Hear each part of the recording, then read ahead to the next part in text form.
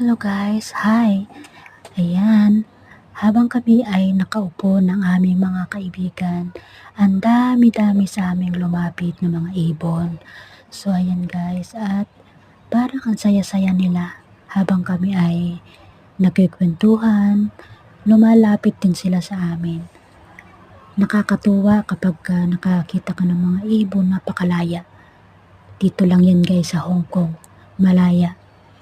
At habang ang dami ng mga ibon, ang ganda-ganda ng tanawin dito sa Tamar, Hong Kong. Tamar, Hong Kong lang yan guys, at fresh air, medyo malapit din siya sa dagat.